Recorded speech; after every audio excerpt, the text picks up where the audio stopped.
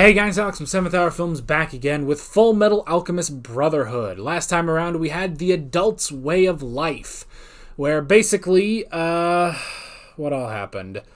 What are their names? Oh, Izumi and Sid met up with the Armstrongs, and together, the four of them were able to finally defeat and kill Sloth, and that was pretty awesome. And then the Führer's back. That's pretty much it. But it was fun. It was a lot of fun. So yeah. We might as well just get straight to it. So, like always, the reaction is in the description and in the pinned comment. So let's just go ahead and jump right into this episode of Fullmetal Alchemist Brotherhood. Here we go. やっと見つけた新しい朝は月日が邪魔をする Alrighty. Oh, man. You know, I gotta say, because I've talked about, how frustrating Bradley is, because he's just so fucking condescending and stuff. Like, oh, you humans. And it's just, I hate it so much. He's still a badass, though. Oh, man. Dude, Tom Selleck looking motherfucker. Anime Tom Selleck coming in, beating the shit out of people. He's still pretty badass, I gotta say, so. I accept him more than I accept Salim, Because Salim's just annoying. At least this guy, he's Anime Tom Selleck. He looks amazing, Oh, boy. Oh. Okay. So, yeah, some interesting stuff in this one. So, Hohenheim. We started off with why Hohenheim made it to Shing. And yeah, that must have been like 1,000 years ago when he went to Shing. And so yeah, that confirms then, because they had that story where it's like, in Shing they learned their alchemy from a stranger, from Xerxes, and Amestris has the same legend but about alchemy. So alchemy was created by Father, and alchemy was taught by Hohenheim, which is great. So yeah, but Hohenheim, all those souls inside of him, which, alright, how many did he say? I gotta find out how many he said. It took time, but I managed to learn the name of every last soul. 536,329. Over 500,000 souls.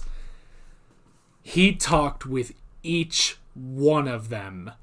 And let's do some quick math, and by quick math, I mean I'm going to bust out a calculator. We're going to round it to, let's say 550. 550,000 we're going to round it to. We're going to divide that by 365 days, which gives us 1,507 years. That's if he took one day to talk to every one of those souls. And that's rounded. That's rounded up a little bit. Just a little bit. That's 1,500 years if he did one soul every day. 1,500 years. At least. That is crazy. Which, it does sort of beg the question, how old is he? Now, Amestris, they've said, is only a couple hundred years old, I think. Maybe, I'm going to say max 500 years old. So it begs the question, does that mean that Hohenheim is only 500 years old? Or, I don't know. See, my thought is he 5,000 years old? I don't know. We just don't know. But at the very least, 500,000 souls, and he talked to every single one of them. Which, you also then divide that between him and Father, meaning if Hohenheim had 500,000 souls. Presumably, Father had the other 500,000. Which means there were 1 million people in Xerxes. Half went to Hohenheim, half went to Father. But how many of those souls did he put into the Philosopher's Stones of the 7 deadly sins? Of the homunculi, you know? But I suppose he could have just gotten new souls, you know? They've just been farming souls in Amestris this whole time, you know? And I guess because of the legend, it must be that it's only 500 years, you know? Alright. Busting out the calculator app again. Okay. Oh, I mean, 500 souls. 500,000 souls in 500 years. Let's say that they're both only 500 years old. Or at least Hohenheim is 500 years old. That means he had to do 1,000 souls every year. Jesus. If that's the basis we're going on, that about 500 years ago, this whole thing in Xerxes happened, and while Father went to Amestris, Hohenheim went to Shing. Interesting. Very, very interesting. But yeah. Yeah, he talked to all of them and swung, well, not even swung them, just, you know, found the common ground, you know? Which, when you really stop and think about it, this was probably Father's greatest mistake, was letting Hohenheim have this body, you know? Because he just thought, like, well, you did so much for me, I'll give you this. You know, this is what humans want, right? When it's just created one of his greatest enemies.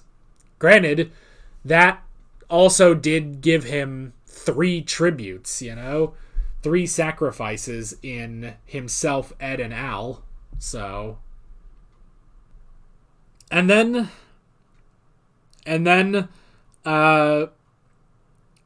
he deflated, which was weird. It was like the Santa Claus. He just deflated. And then this freaking dude came out and then ate the skin. And I guess he is Father. He just shed the Hohenheim skin, basically. And yeah, he can exist without his container now, which is interesting. So yeah, so that's something. Which, because that's the thing, is they've shown that in the intro, that form, but I didn't know what the hell it was, you know? I didn't know what it was, so it's interesting seeing that, and it's like, oh, that's him. Of course, they also show in the intro Scar versus Wrath. I'm hoping we get to see that at some point, but I don't know. I don't know. But I will be very curious. But yeah, he has evolved. And if Hohenheim already wasn't a fighter. He's been busy, you know, talking to his souls, which is fine, but he's not a fighter already. And now he's freaking Father's evolved. Ugh. Oh boy. But yeah, so that was great. And then, yeah, we got Bradley coming in, kicking ass. And I gotta say, he is still, this dude, just one sword, and he's going in and just kicking people's asses, and the phone's ringing now, which is great. And he seemed to take out Buccaneer. Buccaneer, at least, I'm glad he didn't go down easily, you know? That's a freaking Briggs man right there, going in and still fighting him. See, and you know, the thing is, I know Bradley is too strong, but I would love to see a fight between him and General Armstrong, you know, because they're both swords, you know? They both use swords like that, but... And especially now, you know, with the condition that Olivier is in. It wouldn't be great, but... But yeah. But instead, we got Greed. Greed and Ling. See, I like that. I like that they're swapping back and forth, which is good, you know?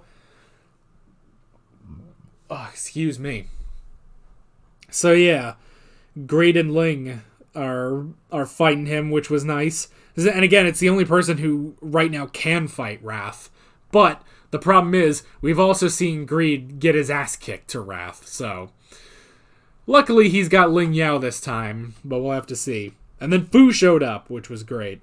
I like Fu showing up, and yeah, him, even though he's... You know, you can tell, I think, that he is nervous about it, but he's also furious, you know? Because this is the man that took his granddaughter's arm, so... And we still have yet to see Lanfan. You know, Lanfan, she headed off a couple episodes ago to go find Ling. So if she gets in here and the freaking the Shing gang, they beat the shit out of Wrath, that's probably wishful thinking. That is wishful thinking on my part. I don't know, but it's great. I want to see it. And yeah, honestly, I really do I like watching Wrath fight. It is like, it's the best thing about him, honestly. You know, he's just so friggin' badass, and I gotta give it to him, so. Unlike Pride, who's just annoying. So, there you go. There you go.